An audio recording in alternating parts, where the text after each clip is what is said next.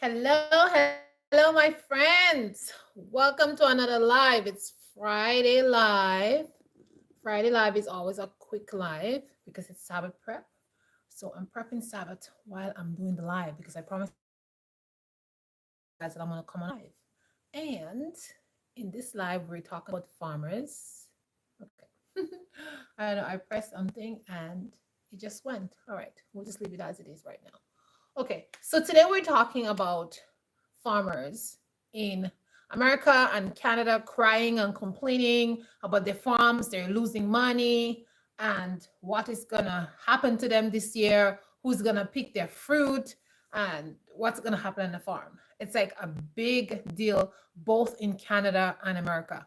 I saw a couple of weeks ago farmers in Canada was like demonstrating, also Canada, farmers in USA who are also demonstrating, farmers in Maine and other places. They were complaining. Many people are making videos on what is happening, especially in the US. Canada news is just like it's not so like widely broadcast, I find, but things are also happening here in Canada, and it is a problem here. What is going ahead? So let me tell you guys what is actually happening in Canada here. All right, let me tell you what's happening in Canada here because I live in Canada, but I have lots of family members who live in the United States, and I go between both countries. All right. So let me tell you what happening in Canada. Now, in my area where I live, it's farms galore. There's all kind of farms in where I live, and even when I my other place that I lived before, it was also a farm area. So during that time, we made some friends with farm workers because you driving, you see farm workers, they're walking, and you just stop and pick them up or whatever. Guys, it's brutal out here. If you are gonna come from Jamaica or somewhere to be a farm worker, like it is not for the faint of heart. It is not like, oh yeah, I'm gonna come here, I'm gonna make money, blah blah. It's tough, all right. That sometimes those farm workers, they walk so far to go to the store. We know it's a lot of them like to go to the dollar store, but the dollar store is quite far. It's about a 20 minutes walk from where the farm is, where they're working.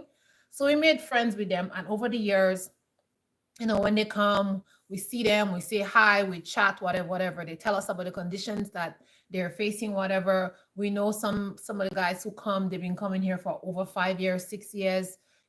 So some of them, they become advocates for the other newbies who are coming in to work as farm workers and stuff like that, because they've been here, they know the lines, they know what's happening, and they're standing up for their brothers who coming with them. Some of them, they also told us like, oh, you know what, I came and I was working for this farmer and he was not a nice person, so I moved on to our next farmer and I brought my partner with me and stuff like that. So they have a nice network among them, right? But the thing about it is, those who have been here for 5 years already, working, coming consistently every summer to work, when they realize conditions are not good in one area, they move to another area, they apply in another area. So the newbies that are coming into that area with the older ones who are there left, they don't know about the conditions, so they tend to suffer, right? So, anyways, we talk to them. We know what is going on in Canada here. They're not being treated well. They're expected to work long hours, 7 days a week, hardly any rest. They talk to them in any bad way and stuff like that. But like most of them, when we meet them and we talk and stuff like that, they say, this is what they do every single year. They come here to make money, to build their houses, to get their children in schools and university and whatever. And it is hard work and they don't like the conditions, but most of them, they still come. Now, a lot of them have stopped coming from last year. Like the number has really dwindled a lot, at least in my area. And when we talked to those who came last year, they said like the people who came the year before, they said they're not coming back because they couldn't take the conditions, um, and stuff like that. So they did not come back. And I don't blame them, right? I don't blame them for not coming back because if you're going to work, you expected to have certain conditions, where you're working. So if you're going to leave your country and you expect to come here and work on the condition of bad, I don't blame them for not coming back here in Canada. I wouldn't come back and work either because if you expect somebody to work 7 days a week and treat them not nice, like one farm worker was telling me, bathroom for 30 men. Can you imagine? One bathroom and toilet for 30 men. That's crazy, you know? And they also told us like um when they got to certain farms, the farms, they had they told them that they were going to be staying in a house, as a matter of fact. And then when they got there, they were staying outside. So the farmers actually built some kind of structure, something outside for them. And that's what they were saying. And they were complaining about how hot it was in there and stuff like that. So, guys, this is what happened in Canada here. Okay. These are some conditions that are happening right here in Canada. And I got it firsthand from the farm workers themselves, right? I'm not in that area this year, so I don't know if they're back. But from last year, I noticed like the numbers are really short. And like I said, when I spoke to them, they told me what happened. That's why a lot of them didn't come back.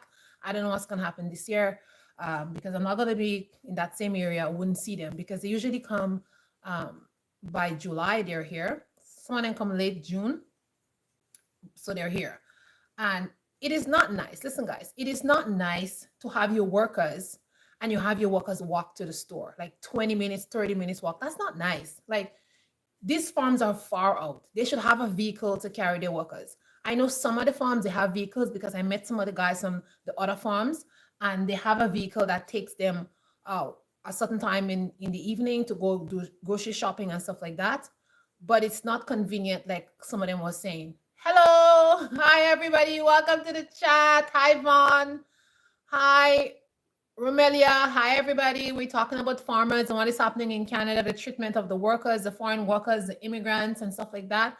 That's what we're talking about. And I'm just giving you guys some stories because I personally talk with those farm workers because I live close to where they are. So, anyways, they come in here and it's not easy for them. And the farmers, they're not nice. Some of them, they're not nice. And they have a vehicle and a certain time in the day they have, like, I think the guy told me it was like on a Thursday and sometime on a Saturday they go out because I see them. And they go out in big groups, right? And it's like some people they're just going for like a small amount of things and then they have to wait to be picked up at a certain time. You know, and I see them hanging out, sitting outside in the hot sun. Like, listen,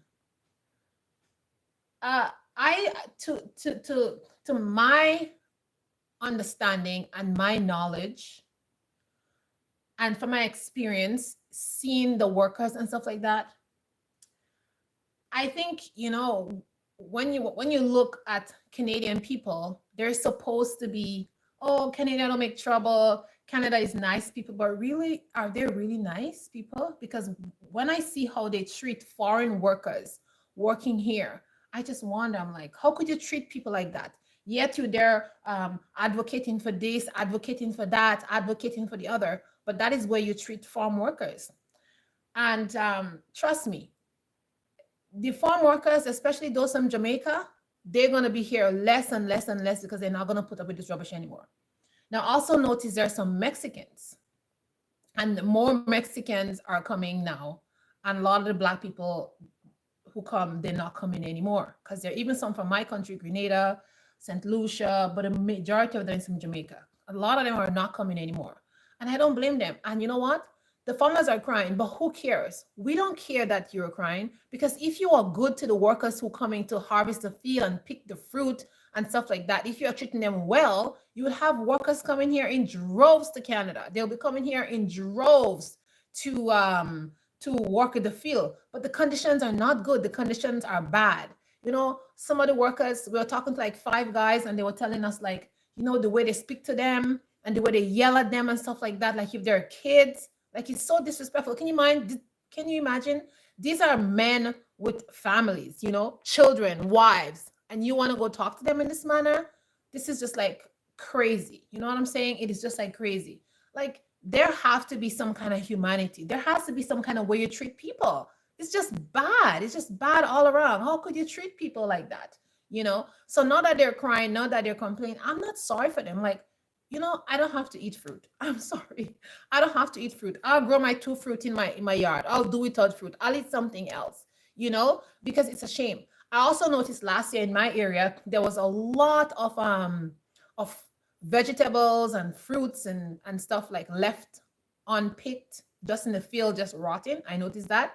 And I also know that these things stayed there and rot because there was nobody to pick them. I also know there's lots of cabbages just in the sun, just withering in my area. And listen, bye, Romella. And the point about it is, I know these farmers, this is their livelihood and everything like that. But if that's your livelihood and that's why you're bringing in money to your family with, how are you treating other people in this manner? Don't you think that other people have families too? And then when they're working with you, they they want to bring money home to their family too. I did say hi to you, Romelia. Hi. So don't you think they want to bring money home to their family too? It's like, why are they thinking only about themselves and not other people? It's just unreasonable.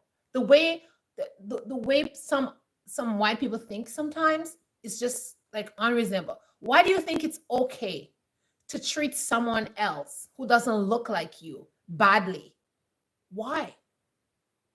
But it's okay for you to treat somebody who looks like you well. That is just so unjustifiable. Like, yeah, like that's unacceptable behavior. So when I see it demonstrating, I'm like, well, too bad for you. If your fruit stay and it's spoiled, it's rotten, that's your business. If you lose your family business, it's your problem. It is your own doing because your working standards are horrible. Your working standards are terrible. Now, mind you, white people are not working on farms. I'm telling you right now. The workers that are on the farms are not white people. They're Mexican and black people. These are the two race of people that are working on those farms, right? So what happened to the white people? Why can't they go work on farms? They're not going to work on the farms. One, the sun is too hot for them. They're going to get sunburned. They cannot manage in that heat. But we, the black folks, we can manage in the heat. The heat doesn't bother us, right? We are workhorses because our bodies were made like that to withstand these temperatures and be in the sun, and we're not gonna get sick or it's not gonna affect us so much. Okay, but them, they burn easily, so it's gonna be really hard for them to work in the sun without some kind of protection and not for this long hours. So it's they can't work in the field for long hours themselves, but they want to bring in people to work in black people and Mexican people to work in their field for long hours, 7 days a week, 10 to 12 hour shift. They are mad. They are mad. Now, if anybody on this planet who's hearing my voice, you want to work 7 days a week, 10 to 12 hour shift, and get a small amount of money to work, like, you are crazy, because they're paying like $11. Sometimes they pay $15 on the high end. They pay $15, but they're paying very, very low. I have a couple of friends who go every year on the Quebec side to pick berries. And what they're doing is they're not even paying by the hour. They're paying they're paying per container. So they give you like this plastic container tray, and then you have those small berry containers, and you're getting paid. Hello from India. And Tula Flower, they pay you based on like this box container, and when it's filled up, every one that you filled up, I think it's $11 or $12 or something like that. Okay, it's a small amount. So just imagine you have to fill up this box, right? That's how you get paid. They don't even have decency to pay you like an hourly wage. And I know that for a fact because my friends, they used to go all the time in Quebec. Even one time my mom went and did it, and she said to me, she says, oh my God, that's the worst job ever. Never again. I'm from the Caribbean, Flower. She said never again would she go and pick any fruit. And that time my mom, she went, she picked, it was berries. It was not strawberry, it was a raspberry. Yes, she went in a raspberry. She went to pick raspberry. And she went on a Sunday. They went Sunday morning. It was from 9 o'clock. And the weather is very nice. It's like 29 degrees. It's super hot today. So we were so happy and thankful. But for the rest of the week, it's going to be cold. It's going to go back to -12. So oh, it's gonna be brr, it's gonna be cold again. Yeah. So she went and on a Sunday, and she was by 12 o'clock. My mom, she was like, I the time it's like 14 after 5, right where we are here. And she was like, one noon, she was like, that's enough for me. She picked, I think, 5 trays or something. Like, I think inside the trays you have 12, either 12, I think 12 or 15, something inside the tray. You put it inside. So I think she picked like 3 or 4, and she's like, that's it for me. I'm not picking anymore. I'm going. And she got her money and she left, and she said never again. And her friends, they go sometimes, just just to make some extra money every now and then. But they were like, it's 2:14 a.m. in India. Wow. Yeah, because there's a big time difference here. So her friends, they go a couple of times, a couple of times, but that's not something definitely that you want to be doing. And I'm telling you guys all that stuff because I have friends who do that. I have experienced myself. I've done so many jobs, right? So the date is the 16th. Today is the 16th. Yeah, where I am.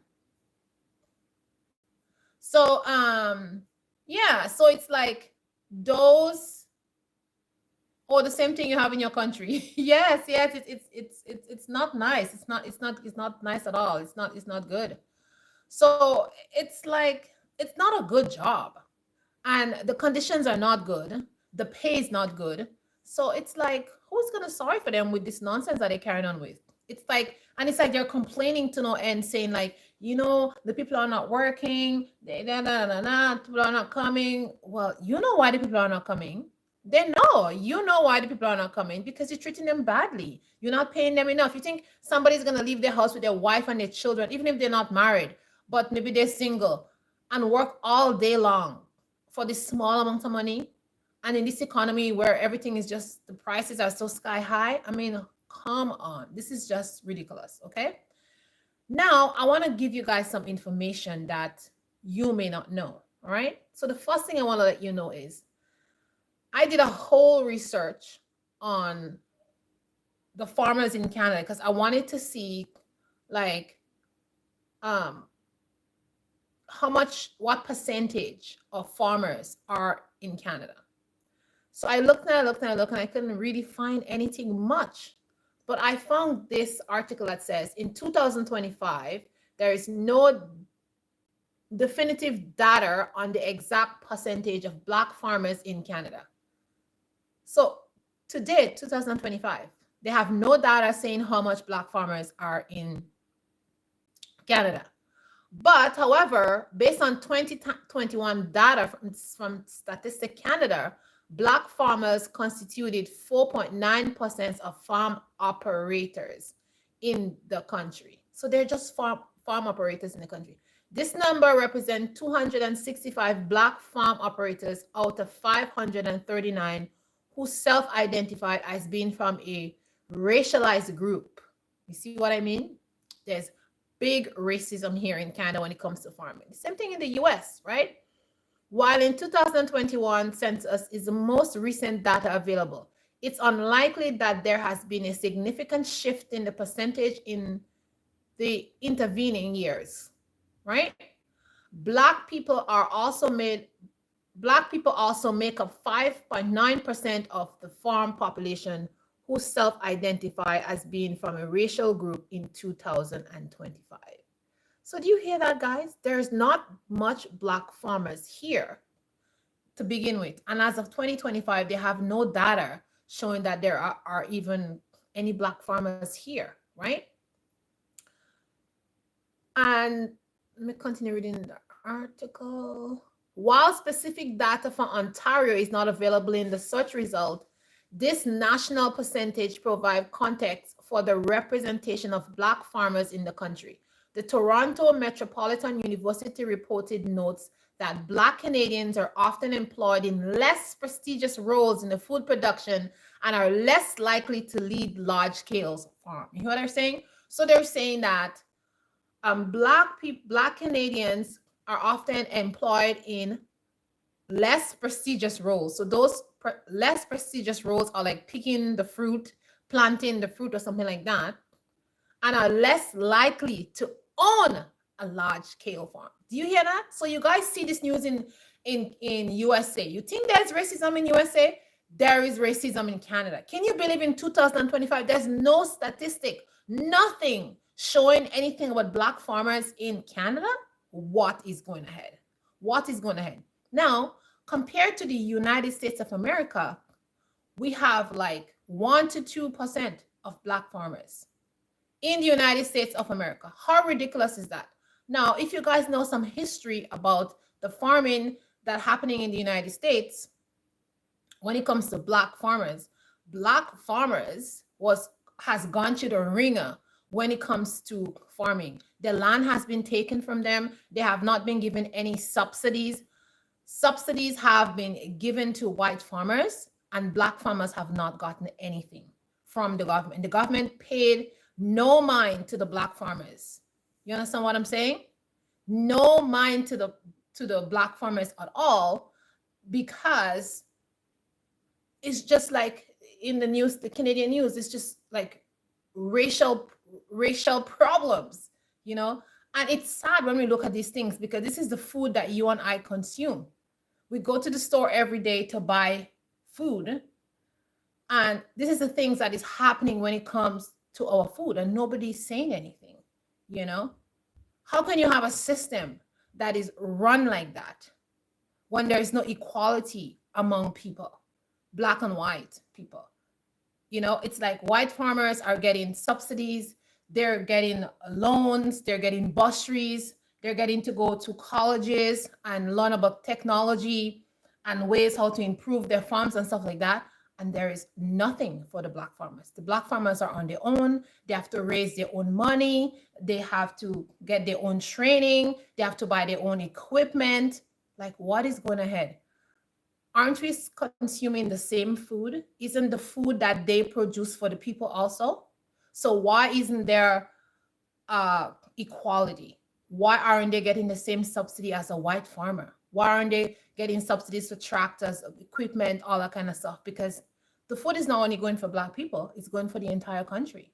So I don't see what's why the government is doing that kind of stuff. And these are topics that we need to talk about. These are things that we need to open our eyes and our ears to, because there is so much injustice going ahead in this system. And we may think, okay, yeah, I'm going to buy this cabbage in the store. Oh, yeah, I'm going to buy this carrot in the store. You know what I'm saying? But do you know that this cabbage may come from a black farmer, or this carrot may come from a black farmer, and he have to work very, very hard to ensure that he has a good crop without any assistance from the government or from his locality that he is in, right? So my advice to us as a people is, we need to support black farmers, because when a black farmer puts his produce on the market, it is from his heart and his soul, because he has to work really, really hard to come up with a capital, that finance, to make sure that his farm stay afloat. He doesn't have any help. So when you see those produce, when you see a black farmer is out there and he's selling his produce on the side of the road, buy stuff from him. Buy stuff, support him, so that he or she can continue their business. You understand? Now, we should buy from white farmers too. I'm not saying no, not to buy from white farmers, but I'm saying we should support our own, because the white farmers, they're getting subsidies, and they're getting help. They're getting help. But we should support our black farmers a lot more, because they're not getting help. And whatever they earn, it's like they have to protect it, because God forbid they don't have that money. They can't go to the government. They can't go to get subsidy or anything like that. So that is my point. That's what I'm saying. Buy from white farmers. Yeah, so this is exactly what I'm saying. So, this system is such an unequal system. And it's kind of saddening when you look at people out there thinking that we're equal. We're all equal. But if you really listen, if you really look, if you take a deep dive into all these systems that is here, some people are up there, some people are down there, and it's made that way. It's purpose. It's by purpose. People are up there and people are down there. Because when it comes to farming, I don't see I don't see the benefit of doing that. And I just think that is a whole bunch of wickedness. I just think it's just very wicked to not support black farmers and only support white farmers. So I just think that's crazy. Now in the United States, the black farmers ended up getting land through a homesteading act. That is how they were able to utilize or get some kind of money, because they took the the Association of Farming to court and they won, right? So they were able to get some benefit during that time and get some land. But black farmers own like a good amount of land, and after that the land was taken away from them. So it's just sad. It's just saddening, you know.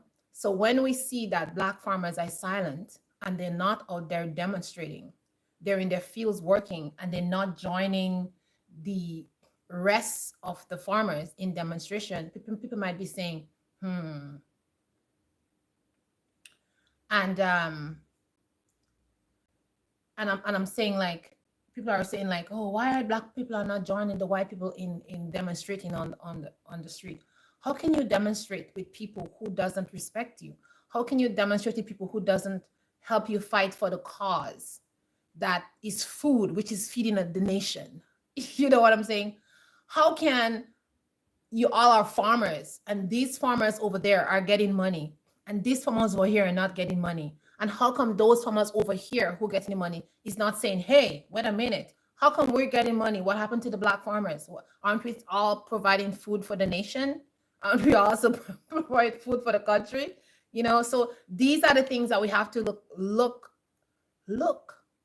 and think about, because sometimes I think a lot of people are just either they're in denial or they don't want to talk about this stuff, or they're saying, oh, I can't be bothered. But at the end of the day, we have to be bothered, because at some point there's not going to be any food. Okay, I'm telling you guys from now, food shortage is going to become a thing, because all this nonsense that is going ahead in our society, people are just not going to be putting up with it. And those people who are pretending to be sleeping, pretending to ignore stuff, they're going to get a real wake up call. Oh, that's not my business. I'm not a farmer. I don't deal with subsidy. I don't do that. But every day you go into the store and buying food. And that's food. Everybody needs food to survive. You know, so it's like, yeah, we need to stand up for things that are right. We need to stand up and take steps for things. Sometimes as a population, as a nation, as people, we're just too silent when it comes to certain things. It's just too silent. And as for me, I like to support local farmers, especially my back farmers, because I know exactly what they're going through. I know exactly. Actually, the other day, I spoke to a woman who lives in Toronto, and she's an urban farmer. She farms in an urban location. She doesn't have a lot of land. We have about half an acre of land.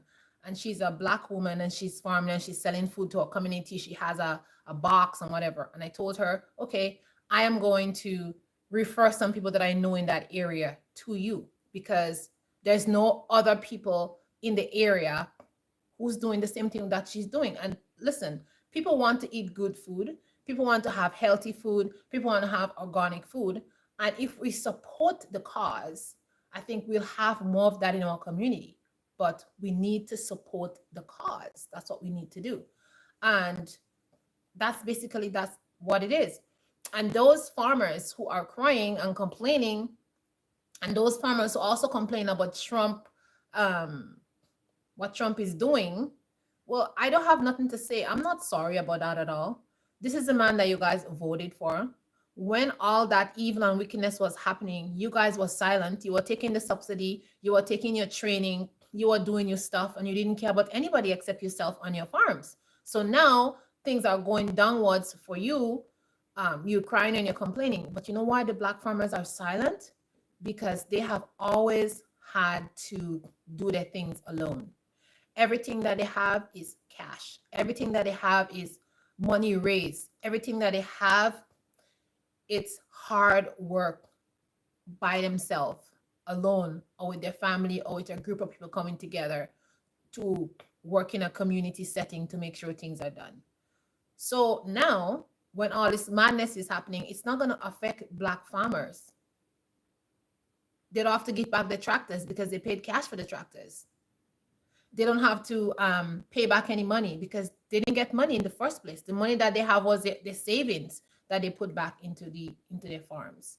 So all that stuff, they don't have to worry about it. So while you guys are there demonstrating on the street with your tractors, the Black farmers are there working their fields because everything that they have is cash. Cash. And the laborers that happen on those farms is cash money that they use, their own cash money that they use to pay the laborers. They didn't get any subsidy money to help pay for laborers to come in to do anything on their farms, you know? So that is why they're silent. That is why they're not out there in the street. And that is why they're not demonstrating or joining anything. And I don't blame them. Kudos to them. Good job, Black farmers. You keep doing your stuff. You keep surviving. You keep going on. You keep being strong. You keep doing what you're doing, and you keep going and striving and working hard to keep those farms for your generations and generations and generations to come. Because one thing I realize, when you realize in this world that there is no equality for you, you have to step aside. Step aside and do the thing that is going to be good for your family and your generations and generation that is to come. And you can't join other people who is not fighting for you because, oh, they want numbers. No, you can't go with them because they want numbers. Because what benefit are you going to get after you go there for numbers for them? It has to be beneficial to them, and it has to be beneficial for you. And if something is not beneficial for you, then you don't need to do it. Step away. You dance your own beat. You beat your own drum. You gain your own benefit somewhere else where you can take it and make profit and be of benefit to your people, your nation, and your generations and generations to come, and your children, children, children. So Black farmers, I just want to say to you guys, be strong. Continue to fight for what you have. Continue to do what you are doing. And I encourage people out there to support Black farmers. Support them when they put their produce outside. If you know they're growing watermelon, if you know they have their stands, whatever they have, go out there and support them so they can make the cash, so they can continue making their livelihood, right? Yeah. So that's the video today, guys. I hope you guys have a happy Sabbath. Those of you who are Sabbath keepers, have a happy Sabbath. Stay positive, stay blessed, stay in the spirit. And I will see you guys in the next live. Ciao, ciao.